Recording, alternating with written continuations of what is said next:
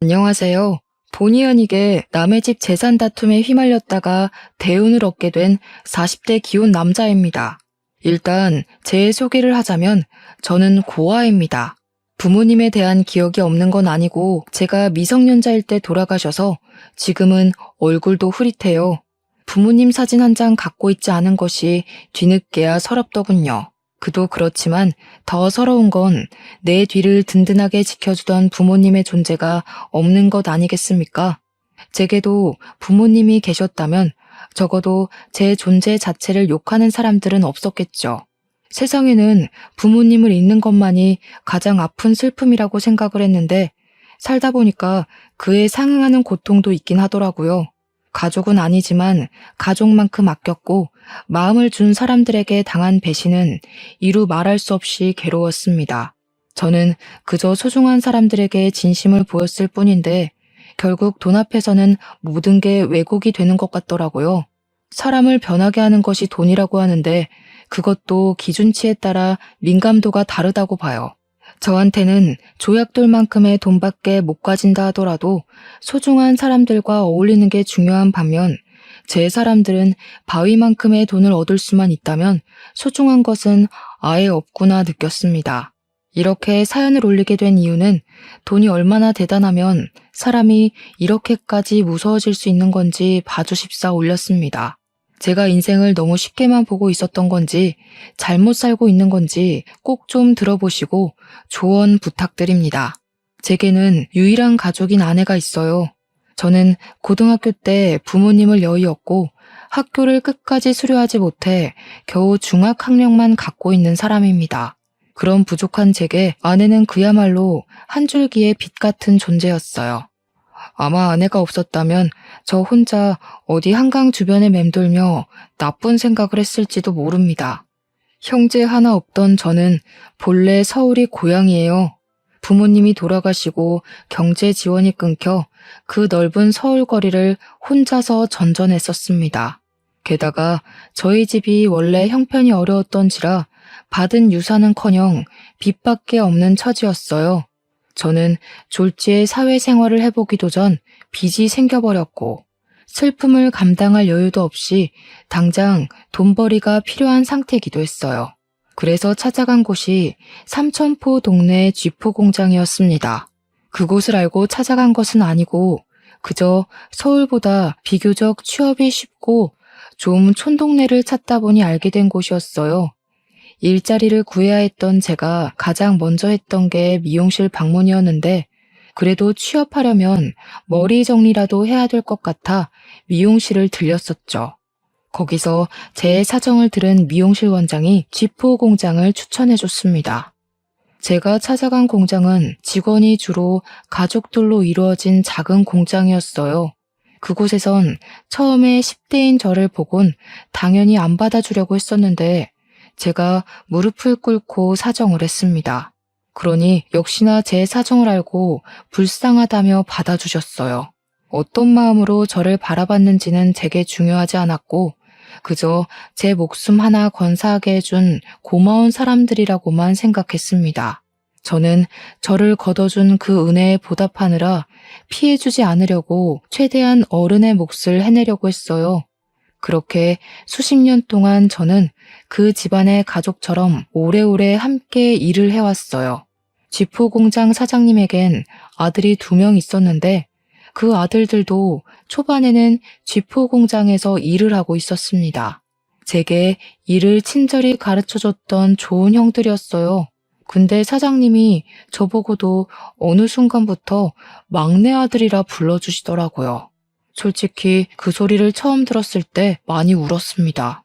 기대하지도 않았던 가족이 살아 돌아와서 제 곁에 있어준 기분이었거든요. 저는 당시 결혼 생각도 없었고 사장님과 사모님의 은혜가 그저 고마워서 그들을 모시고 쥐포 공장을 운영하는 게 좋았을 뿐인데 두 분께서 저를 너무 좋게 봐주셨습니다.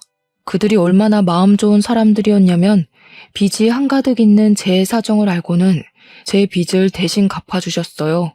당연히 제게 큰 돈을 빌려준 거라 생각하고 당시 저는 차근차근 갚아나가고 있었죠. 어쨌든 덕분에 저는 돈에 목숨 걸지 않고 마음 편히 생활을 할 수 있었어요. 그래서 더 사장님과 사모님을 하늘 같은 존재로 모시며 살았습니다. 제가 그곳에서 일을 한 지 10년 차가 되었을 무렵 공장은 제가 처음 왔을 때보다 규모가 살짝 더 커진 상태였어요. 그런데 두 형이 결혼을 하면서 서울로 가버리게 되었고 다른 친척들은 나이가 차서 한두 사람씩 빠져나가고 있는 상황이었죠. 그런 와중 사장님 밑에서 열심히 일하는 직원은 저밖에 없게 되었습니다. 그래서 원래 가족원만으로도 운영 가능했던 게 이젠 직원들이 대량 필요해졌고 그 시점에서 저는 사장님에게 고마운 제안을 받게 되었어요. 사장님이 저더러 사장직을 일임하겠다고 하더라고요. 너무 과분한 마음이라서 솔직히 처음에는 놀랐습니다. 한편으로는 큰형이랑 작은형도 있는데 친자식을 두고 제게 공장 대표 자리를 물려준다는 사장님의 발언이 저를 불편하게 만들기도 했어요. 큰아들이랑 작은아들은 이미 자기들 입에 풀칠하면서 잘만 사는데 뭐하러 공장을 오겠냐? 내가 어디 너 말고 믿고 맡길 사람이 있겠어? 그래도 아직 사장님 건강하시잖아요. 당장 쓰러지시는 것도 아닌데 제가 어떻게 공장을 받아요. 이런 건 은혜 받는 게 아니라 염치 없는 것 같단 말이에요. 나도 노후엔 여행 좀 다녀봐야지. 둘 있는 아들은 서울 가서 지네 가족들 챙기느라 부모는 들여다보지도 않고 있는데 하나밖에 없는 막내 아들 덕은 좀 봐야 하지 않겠어? 너도 내 아들 아니냐? 애비를 죽을 때까지 굴리고 싶은 거야? 사장님은 끝까지 제게 사장 자리를 넘겨주려고 했습니다. 제게 말은 일부러 세게 하기도 하고 제가 곤란해 할 말을 서슴지 않으면서도 죄책감은 느끼지 않도록 어쩔 수 없는 이유를 억지로 만들어내기도 했어요. 제가 죄책감 갖지 않도록 설득하는 사장님의 말은 사실상 생각해보면 틀린 부분은 없습니다. 사장님 말대로 큰형, 작은형은 이미 서울에서 직장 생활 중이기에 공장을 이어받을 수 없는 상황이었거든요. 사장님 건강은 당시 아직 정정한 상태였지만 미리 후계자를 뽑아서 인수인계를 해야만 공장이 타격 없이 돌아가기 때문에 정황상 제가 물려받는 게 맞긴 해요. 다만 제가 걱정이 되었던 건 사장님이 아들이라고 불러주니 저도 여태 사장님과 사모님을 아빠, 엄마라고 생각한 거지 진짜로 혈육이 아니잖아요. 그런데 혈육 아닌 사람에게 온 세월 바쳐 일궈낸 자산을 물려주겠다고 하니 제가 다 미안했습니다. 정작 사장님과 사모님은 괜찮아 보였는데 말이죠. 그러나 별 수 있었겠습니까? 할 수 없이 제가 공장을 물려받았고 그 뒤로 저는 정말로 두 은인에게 더 잘하고자 효도를 하는 수밖에 없었어요. 그렇게 몇 년을 더 사장님과 바짝 붙어 다니며 인계를 받았습니다. 그런 와중에 공장에 있던 경리가 결혼한다고 일을 그만두면서 다른 사람을 뽑게 되었는데 고맙게도 새로운 경리가 바로 제 아내 되는 사람입니다. 면접은 제가 봤어요. 솔직히 비즈니스에서 사심이 들어가면 안 되는 거 알지만 아내가 정말 제 이상형과 가까워서 뽑게 되었습니다. 뽑고 나서야 근무적인 부분에서 부족함이 있으면 어쩌나 걱정이 되었는데 다행히 아내는 일도 야무지고 칠칠 맞지 않았고 곧잘 하더라고요. 덕분에 저는 아내에게 더욱 빠지게 되었고 출근할 기분이 나서 구름을 타는 것 마냥 붕붕 뜬 시간을 보냈어요. 제겐 첫 여자였던 아내에게 감히 고백할 생각은 못하고 저 혼자서 남몰래 마음만 키워갔어요. 그런데 놀랍게도 한날 아내가 먼저 제게 호감을 표시해 주더라고요. 아내가 하는 말이 자기가 호감을 느낀 것도 사실이지만 먼저 고백을 할 수 있었던 건 제 얼굴에 감정이 다 티가 나서 제 마음을 모를 수가 없었다고 했어요. 제가 자신을 좋아한다라는 걸 확신할 수 있었기에 아내도 고백할 용기가 있었다고 했습니다. 참 멋없는 시작이었지만 그래도 좋았습니다. 저는 그렇게 제게 과분한 아내와 사귀게 되었고 결혼까지 약속하게 되었어요. 정말 감사하게도 사장님은 제가 친아들처럼 혼수까지 해주시더라고요. 괜찮다고 나도 모은 돈 많다고 했는데도 사장님은 늘 제게 고마운 말로 저의 입을 다물게 했습니다. 아들한테 혼수 안 해주는 부모도 있다냐? 자식이 진짜 나를 닮기라도 했나? 와이프 되는 사람도 참 이쁜 여자로 골랐다. 나도 네 엄마랑 결혼하려고 몇 년을 쫓아다녔는데. 쓸데없는 소리 한다 또. 균성아, 필요한 거 있으면 우리한테 얼마든지 말해. 신혼집은 당연히 남자가 해가야 되는 거 알지? 집은 공장이랑 가까운 데로 계약했는데 시간 나면 괜찮은지 보고 와라. 남자는 태어나서 딱 3번만 울어야 된다는데 저는 그날로 3번째 울음을 보였어요. 부모님이 돌아가셨을 때 처음 울었고 사장님이 아들이라고 불러주셨을 때 2번 울었습니다. 그리고 제게 든든한 부모가 되어준 사장 사모님의 마음을 선물 받았을 때 3번째로 울게 되었네요. 저는 결국 사장 사모님의 고집을 꺾지 못해 작은 아파트까지 선물을 받아버렸어요. 형들도 와이프까지 데리고 삼천포로 내려와서 제 결혼을 축하해주는 성의를 보여줬고요. 저를 지지하는, 사랑하는 사람들이 전부 제 곁에 있었습니다. 정말 완벽한 삶이라 생각했어요. 저는 가족이 없는 고아인데 마치 가족이 있는 느낌이라서 고아 신세가 전혀 서럽지 않았습니다. 그래서 평생 이제 행복할 일만 남았다고, 내가 과분하게 받은 이 행복을 보답할 일만 남았다고 생각했습니다. 하지만 누가 그런 소리를 했던 기억이 있는데요. 너무 행복하면 크게 들뜨지 말라고 불행이란 브레이크가 찾아온대요. 그 말이 망상은 아니더라고요. 살아갈 이유가 가득하기만 했던 제게 부모님을 잃었을 때와 같은 고통이 닥쳐왔습니다. 그 문제는 제가 존경하는 사장님의 병세가 악화되기 시작했을 때부터 일어났어요.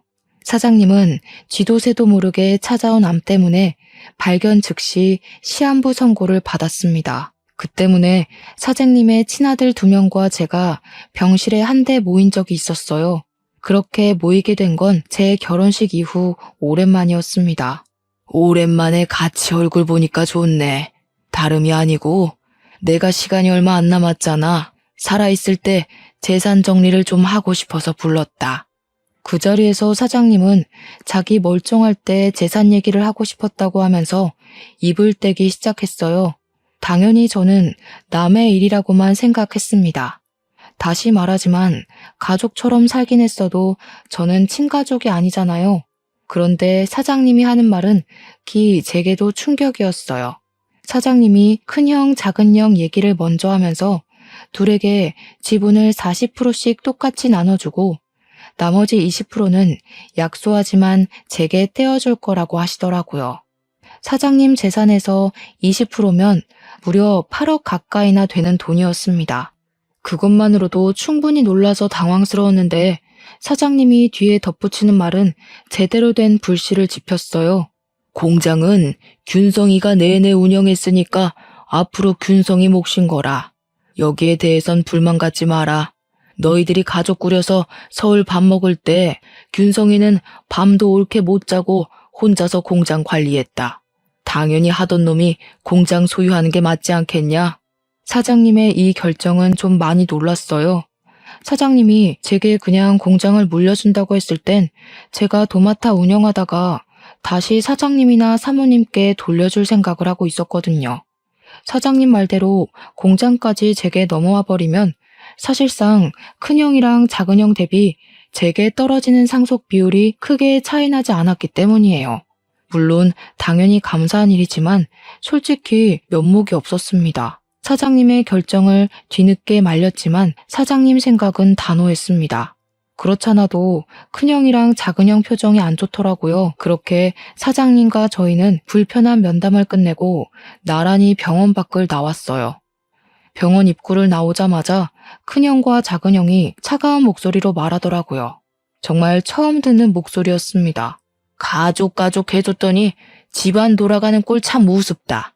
안 그래 균성아? 넌 좋겠어. 아무것도 없이 우리 가족 안에 들어왔다가 재산까지 받게 생겼으니까. 이 정도면 인생 역전 수준 아니냐? 고아가 억대 자산가가 됐네. 그러게 말이야. 아무리 그래도 친자식만큼 받아가는 건 좀 아니지 싶다. 어떻게 굴러 들어온 돌이 박힌 돌을 빼려고 하냐? 우리 없는 사이에 아빠한테 얼마나 알랑방귀 낀 거야. 대단하다. 역시 두 형은 재산 때문에 기분이 안 좋은 듯 했습니다. 그래서 저는 형님들에게 나는 아무것도 받지 않아도 된다고 사장님을 내가 설득해 보겠다고 했더니 큰형이랑 작은형이 손사래를 치면서 그렇게 나오면 자기들이 나쁜 놈 되지 않냐고 그냥 받으라고 하더군요.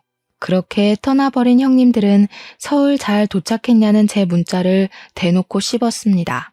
사랑하는 형제들과 사이가 틀어져 버린 것 같아 많이 속상했어요. 그 불편한 일이 찝찝하게 마무리된 것 치곤 굉장히 잠잠한 시간을 흘려보냈습니다. 그럼에도 저는 상속 문제 때문에 혼자 계속 마음이 편치 않았고 사장님 병간호를 병행하면서 사장님을 설득해 보기도 했어요. 그랬더니 형님들 말대로 사장님은 제게 형들이 뭐라고 쪼더냐 하면서 형님들을 안 좋게 생각하더라고요. 저는 관계가 더 멀어지는 것 같아 사장님에게 더는 말을 꺼낼 수 없었습니다.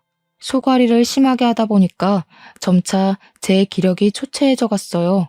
그런 제게 힘이 되어준 건 제 아내였어요.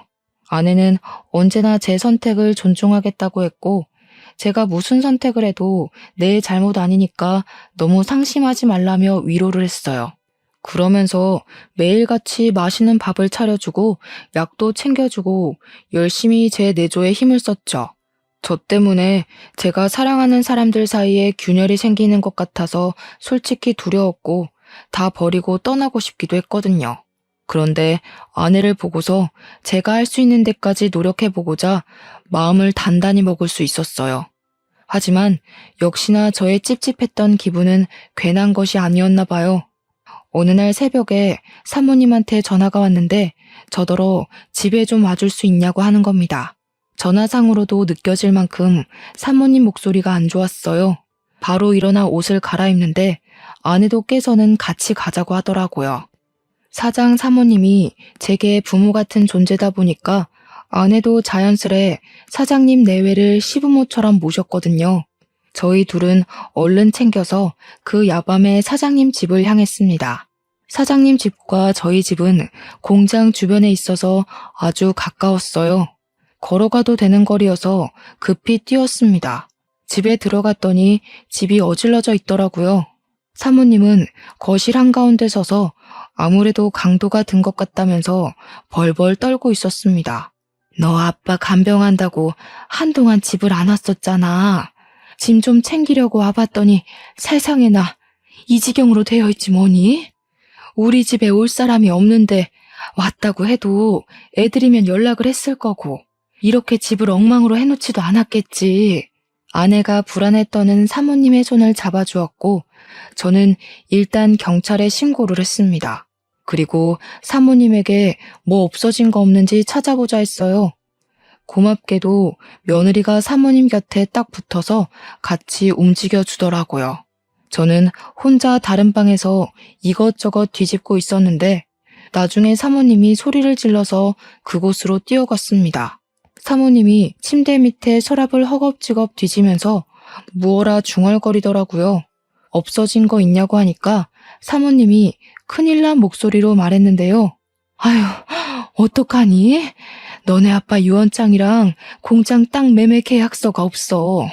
중요한 거라서 일부러 침대 밑에 넣어둔 건데 여기는 우리 식구들밖에 모르는 곳이거든. 이거 어쩌면 좋니? 응? 사모가 식구들만 아는 곳이라고 하는데 그 순간 속상하게도 촉이 딱 오더라고요. 큰형과 작은형이 가장 먼저 떠올랐어요. 정황상 따져보더라도 진짜 도둑이 아닌 이상 사장님이나 사모님, 형님들 중 범인이 있다는 건데 사장님이 자기 걸 도둑질했을 리는 없잖아요. 더군다나 사장님은 입원 상태라 외출이 불가한걸요. 그래서 저는 그 자리에서 바로 큰형과 작은형한테 전화를 넣었습니다. 나란히 부재 중이었어요. 저는 일단 우리 집으로 사모님을 모셨고 아내한테 사모님을 부탁한 뒤 그 새벽에 서울로 올라갔습니다. 큰형과 작은형 집 주소를 알고 있어서 둘을 찾아내는 건 어렵지 않았어요. 갔더니 둘이 아주 똑같은 반응이더라고요. 저를 아주 문전박대하면서 자기들은 모르는 일이라고 오히려 큰 소리를 쳤습니다. 형님들이 벌인 짓인지 아닌지는 경찰에 신고해서 알아보면 돼. 만약 형님들 짓이 맞으면 사장님한테 무릎 꿇고 용서 빌 준비나 하라고. 내가 이거 밝혀내서 사장님한테 다 말할 거야. 이렇게 돈에 눈 멀어서 부모님 속 썩일 거면 차라리 상속받지 마. 우리 다 아무것도 받지 말고 예전처럼 지내자고. 저는 선포 같지 않은 선포를 하면서 속상한 마음까지 토로하고 집으로 돌아왔습니다. 제가 뭐라고 형들에게 상속받지 말라 참견을 했는지 이해 안 되실 수도 있어요. 저도 제 존재가 이해 안 됐거든요. 그럼에도 형들한테 그렇게까지 오지랖을 부리고 싶었습니다. 그리고 저는 그때부터 불행의 중간 기로로 들어서요. 어느 날 제게 믿을 수 없는 일이 일어나고 마는데요. 공장 앞에 주차해놨던 제 차를 좀 빼달라고 누가 새벽에 전화를 한 날이었습니다. 한 번도 그런 연락을 받은 적이 없는데 그날 새벽에 모르는 번호로 그런 의문의 전화가 왔고 저 때문에 잠에서 깬 아내를 두고 잠깐 외출을 했어요. 공장 앞으로 나가 제 차 주변을 맴돌았는데도 사람은 보이지 않더라고요. 그래서 제게 걸려온 전화번호로 다시 연락을 해보았습니다. 그리고 그날의 기억은 여기까지가 마지막이었어요. 제가 한눈 판 사이 웬 괴한이 제 머리를 둔기로 후려쳤거든요. 고통도 느껴지지 않을 만큼 머리가 울리면서 눈앞이 새하얘졌습니다. 쓰러진 줄도 몰랐던 저는 정신을 잃어가던 중에 순찰하던 경찰차 불빛을 봤어요. 그리고 그 불빛에 비친 괴한의 신발도 눈에 들어왔죠. 그렇게 더는 기력을 쓰지 못하고 혼절해 버렸습니다. 제가 다시금 정신을 차렸을 때는 병원이었어요. 제 옆에서 아내가 울고 있더라고요. 제가 일어난 걸 본 아내는 급히 의사를 데려왔고 의사가 소견을 말하길 급소를 피해서 맞았기 때문에 뇌진탕으로 무사히 넘길 수 있다고 했습니다. 그렇다고 다행일 순 없는 게 조금만 잘못 다쳤다면 그대로 즉사했을 정도로 위험했다고 하더라고요. 아내는 제가 살았다는 생각에 다리에 힘이 풀려서 오열을 했어요. 그러면서 아내가 제 기억에는 없는 얘기를 서럽게 호소하는데 하는 말들이 뭔가 상황이 잘못되었다는 걸 암시하고 있었어요. 사장님 돌아가셨어. 근데 당신이 죽였대. 당신이 그런 거 아니잖아. 도대체 무슨 일이 있었던 거야? 누가 당신한테 그런 짓을 한 거야? 당신도 피해자라고 내가 계속 말했는데 사장님 아들분들이 말도 안 되는 증거물 얘기까지 하는 바람에 다들 당신이 사장님한테 해코지한 줄 알고 있어. 그날 그렇게 의식을 잃은 저는 무려 5일 동안 깨어나지 못하고 내내 기절해 있었다고 했습니다. 아내가 지난 3일 동안 장례식장과 내 병실을 오가면서 지냈었는데 분위기가 많이 안 좋았다고 했어요. 그 원인이 저 때문이라서 아내도 사장님 발인까지는 함께하지 못하고 쫓겨났다네요. 그러니까 당시 제가 사장님을 죽인 가해자라고 여론이 몰려있는 상황이었다는 겁니다. 사장님 장례식장에서 큰형이랑 작은형이 알 수 없는 증거물을 기반으로 저를 가해자로 몰았다고 했어요. 그 증거물은 다름 아닌 공장 주변 CCTV였대요. 제가 공장 주변 사장님 집에서 사장님 재산을 불법적으로 빼돌리려고 했는데 그때 운 좋게 괴한이 공장 털러 왔다가 나를 공격했고 지나가는 경찰에게 발각되어 저를 잡았다는 말도 안 되는 얘기였어요. 뿐만 아니라 또 제가 매일 사장님 병문안을 가는 점을 이용해서 그걸로 제가 사장님 산소호흡기를 뗐다고 구라를 쳐놨다는 게 아닙니까? 하필 그날은 사모님이 집을 들락날락하며 바깥일을 볼 때라서 병실에 없었을 적이었습니다. 그래서 제가 퇴원을 하면 경찰로 연행될 처지라고 하는데 아내 얘기를 다 들어도 도통 어떻게 이해를 해야 되는 건지 어렵기만 하더라고요. 제가 사장님을 죽였다뇨? 사장님이 저한테 어떤 사람인데요? 돌아가신 부모님 다음으로 제게 부모가 되어준 분이 아닙니까? 제가 사장님 대신 죽었으면 죽었지 절대 사장님께 그런 짓 못합니다. 대체 일이 왜 이렇게 됐나 곰곰이 생각하고 있는 와중 아내가 한마디 더 붙였는데요. 재산 상속이 아직 완벽하게 처리가 된 건 아니지만 제 몫이었던 재산은 일단 모조리 철수가 되었다고 하는 겁니다. 그 순간 더 묻고 따질 것도 없이 바로 큰형이랑 작은형이 생각나더라고요. 이 형들이 돈에 미쳐서 이젠 사람까지 해코지하려 드는구나 싶은 거 있죠. 막 나가는 형들을 이대로 두면 안 될 것 같았습니다. 저는 아내한테 폰을 달라고 했고 당장 사모님한테 전화를 걸었어요. 사모님이 계속 부재 중이더라고요. 아내 말로는 아마 사모님도 제게 큰 실망을 했을 거라고 하더군요. 공장 직원들한테까지 제 소문이 안 좋게 퍼져서 저는 이미 사장직에서 쫓겨난 상태이기까지 했습니다. 너무 기가 막혔습니다. 저 완전 짜고 치는 계획에 걸려든 거잖아요. 제대로 된 생각을 해야겠는데 머리를 굴릴수록 머리가 너무 아파서 도통 생각을 할 수가 없더라고요. 괴로웠습니다. 근데도 그 와중에 저를 믿고 보듬어주는 건 제 아내뿐이었어요. 아내는 제가 그럴 사람이 아니라는 걸 무조건 믿고 있었고 제가 이 상황을 잘 해결할 수 있도록 끊임없이 안정감을 주려고 노력했습니다. 그러면서 그냥 다 버리고 타지로 떠나자는 말을 하더라고요. 아내가 웬만하면 제가 하자는 결정대로 기다려줄 사람인데 그날 처음으로 먼저 의견을 내주었어요. 아내도 제가 남의 집구석에서 할퀴어지고 다치는 걸 보기가 힘들었나 봅니다. 저도 마음 같아선 아내 말대로 재산 다툼에서 빠져주고 싶었습니다. 하지만 제가 이렇게 떠나버리면 돌아가신 사장님한테 예의가 아니라는 생각이 들었어요. 사장님이 정말로 명줄이 다해서 돌아가신 게 아니라 누군가에게 피살된 거라면 그 진상을 밝혀야 되지 않겠습니까? 그게 수십 년 동안 아들도 아닌 남의 집 자식을 제 아들처럼 안고 키워주신 사장님에 대한 마지막 효도라고 생각했어요. 저는 몸을 움직일 수 있을 정도로만 회복을 하고 몰래 퇴원을 했습니다. 그리곤 경찰에게 연락 않고 몰래 공장을 찾았어요.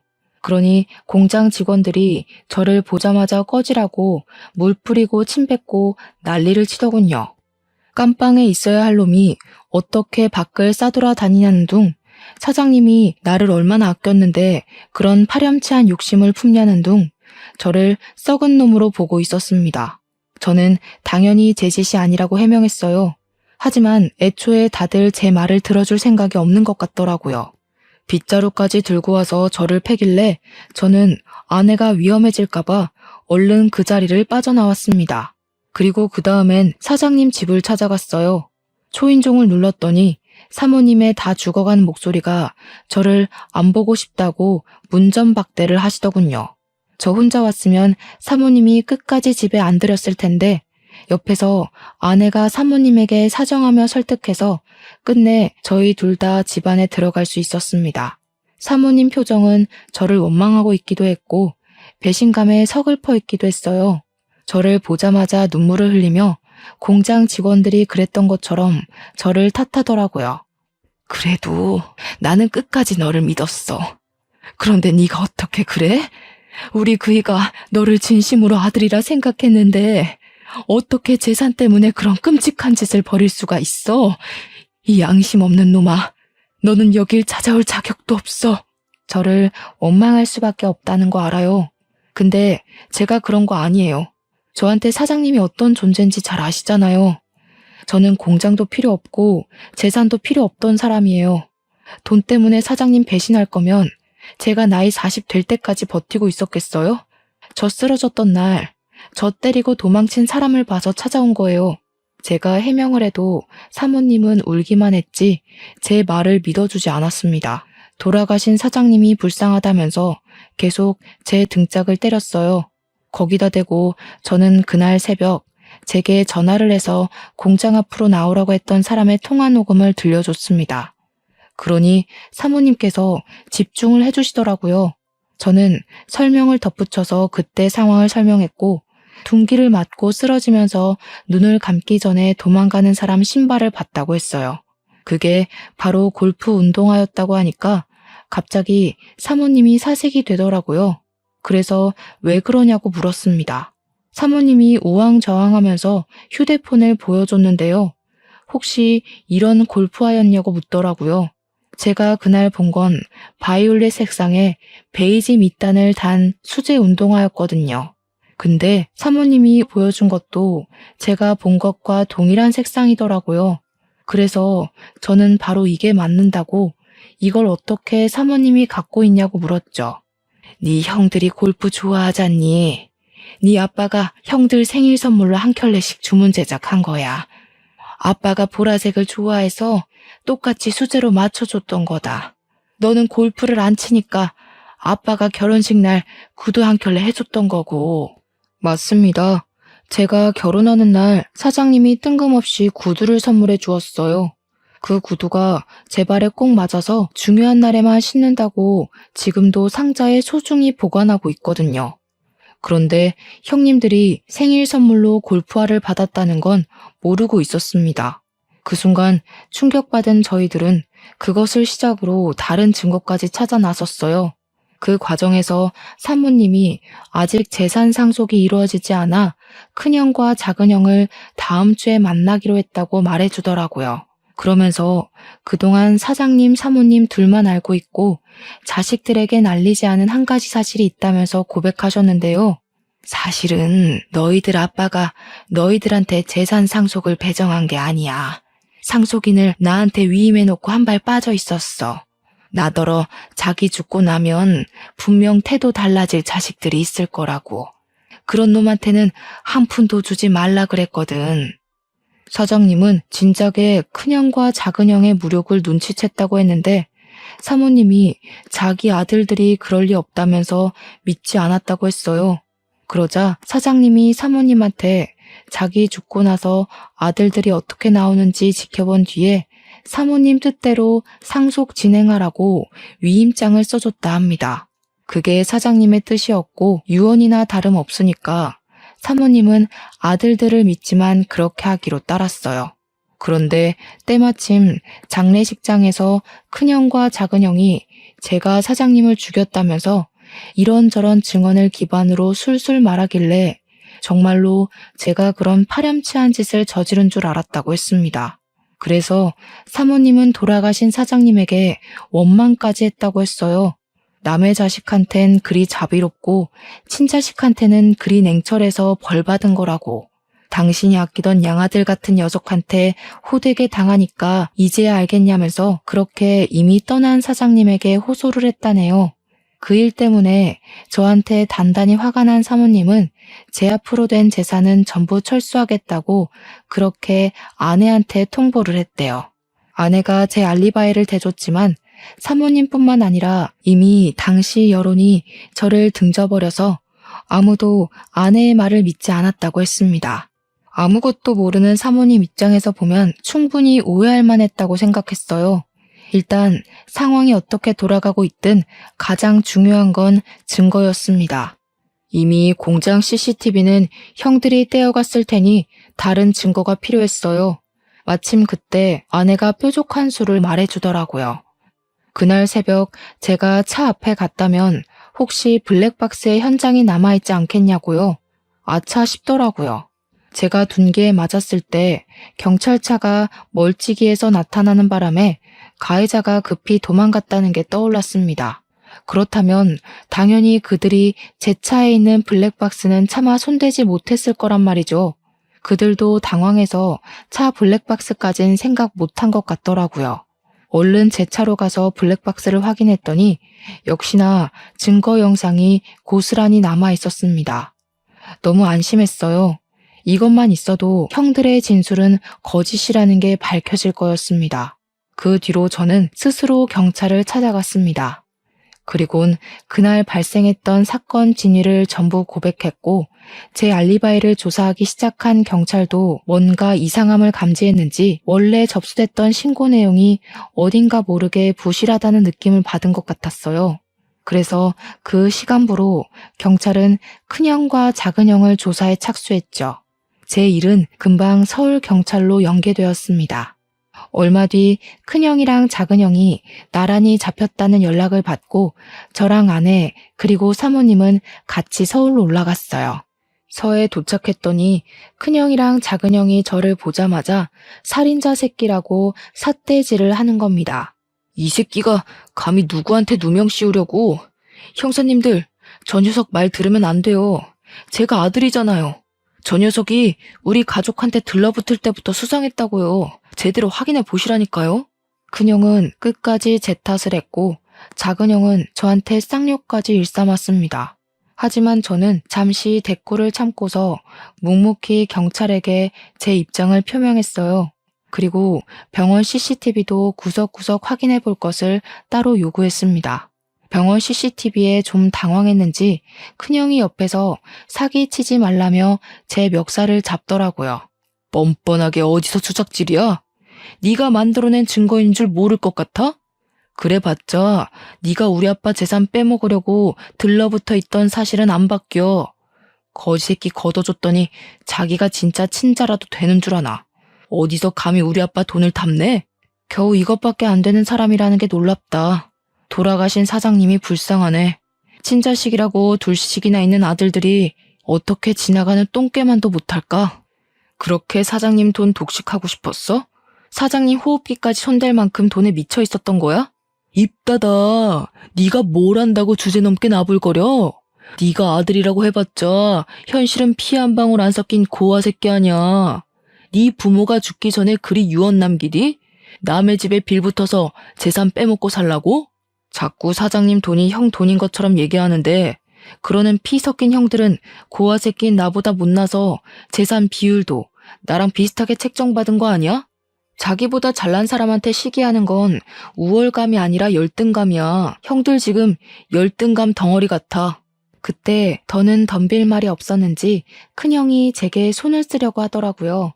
나이 말고는 저보다 나은 게 없는 것 같은데 제가 그런 못난 사람한테 주먹을 왜 맞아주겠습니까? 당연히 형 주먹이 날아오르기 전 제가 먼저 박치기를 해서 큰형의 코피를 터뜨렸어요. 큰형 바로 저를 놓고 비명을 지르며 구부러지더라고요. 눈물이 찡 올라온 모습이었습니다. 형들이 날고 기어봤자 상속은 이미 사모님 몫이야. 날 제거할 게 아니라 사모님한테 효도를 했어야지. 그 정도 나이 먹고도 내가 하나하나 가르쳐줘야겠어? 무슨 소리야? 엄마 몫이라니. 아빠가 이미 우리한테 상속한다고 구두 약속했잖아. 유언장에도 그렇게 쓰여있다고 어디서 사기를 치려고 해? 바로 확인시켜줘? 유언장은 분명 의문의 강도에게 도난당했을 적이었습니다. 작은 형은 자기가 어떤 실수를 하고 있는지 모르고 있는 것 같더라고요. 신기하네. 유언장은 얼마 전 도둑 맞았는데 형 말은 꼭 그 유언장을 갖고 있다는 걸로 들린다. 뭘 조작해놨든 그 가짜 유언장이 뭔 소용이겠어. 이미 사장님이 사모님한테 상속인 위임했어. 사모님한테 위임장도 따로 있고. 아, 이렇게 말하면 너희들 엄마도 해코지한 뒤에 나한테 누명 씌울 건가? 큰형이랑 작은형은 계획이 틀어졌다는 것에 크게 당황하며 표정으로 드러냈습니다. 뭔가 잘못되고 있다는 걸 얼굴로 티냈어요. 그 와중에 병원 CCTV를 확인하러 갔던 경찰한테서 연락이 왔는데요. 영상에는 제가 먼저 병문안 다녀온 뒤 간호사들이 몇 번 왔다 갔다 했고 그 다음에 형들이 들락날락한 정황이 드러났는데 형들이 병실을 나가고 나서 수상쩍게 두리번거리는 것이 포착되었답니다. 그리곤 몇 분 뒤에 다시 병실로 들어간 간호사가 순간 급하게 뛰쳐나오더니 의사를 불러와서는 병실에 있는 사장님 침상을 끌고 임종실로 옮기는 게 드러났다네요. 형들 집을 압수수색한 경찰들도 형들 집에서 위조된 유언장과 절도한 땅 문서까지 발견했다고 했습니다. 빼도 박도 못하고 쉽게 발각된 증거들 때문에 큰형과 작은형은 더 이상 할 말을 잃고 좌절했어요. 그리곤 그제야 저와 사모님께 용서를 구하면서 악의는 없었다고 무릎을 꿇었습니다. 형들은 더 지체할 것 없이 그 자리에서 구속이 되었어요. 연행당하는 아들들을 보면서 사모님은 울며 불며 자식들을 패기 시작했습니다. 도대체 균성이한테 무슨 짓을 한 거냐? 아무 잘못 없는 아이한테 왜 그런 짓을 했어? 너희들이 그러고도 사람이야? 이제 네 아빠 얼굴을 어떻게 보니? 그래도 내 배 아파 낳은 자식이라고 끝까지 편을 들었는데 어떻게 엄마 마음을 이렇게 찢어놓을 수가 있어? 며느리는 사모님을 보필하면서 주저앉는 사모님을 보듬어 주었습니다. 형님들 둘은 아무 말 없이 고개만 숙인 채 형사가 가는 대로 멀어졌어요. 그리고 저희는 서울에서 내려오게 되었죠. 그 뒤로 들은 소식이 당연히 자기 아빠를 죽인 형들은 징역살이를 살게 되었는데요. 문서 위조에 절도죄까지 포함되어 형량이 제법 나왔어요. 사모님께서 출소한 아들을 맞이할 수 있을지도 모를 정도로 길었습니다. 한꺼번에 힘든 일을 겪은 사모님은 저희가 혼자 두기 걱정되어 저랑 아내가 사장님 집으로 이사를 갔습니다. 현재도 사모님을 모시고 살고 있어요. 저는 다시 공장 대표 자리를 찾았고요. 사모님이 제게 사장님 재산의 70%를 떼주었습니다. 나머지 30%는 패 죽일 놈도 아들은 아들이라고 몫을 조금 남겨놓아야겠다고 하더군요. 그게 사모님의 괴로운 마음에 조금이나마 위안이 된다면 저도 사모님 뜻을 충분히 존중해 줄 수 있습니다. 그리고 저를 오해했던 공장 직원들도 당연히 오해가 풀렸고 제게 사과를 했어요. 사장님 아들 욕까진 차마 더 하지 못하더라고요. 어떤 분은 잘 알지도 못하고 저를 막대했다는 죄책감에 일을 그만두기도 하셨습니다. 제 아버지뻘 같은 분이셨는데 일을 참 오직하게 잘하셨던 분이거든요. 저는 정말 괜찮았고 상황이 그럴 수밖에 없었던 건데 그만두셨다고 해서 속상했습니다.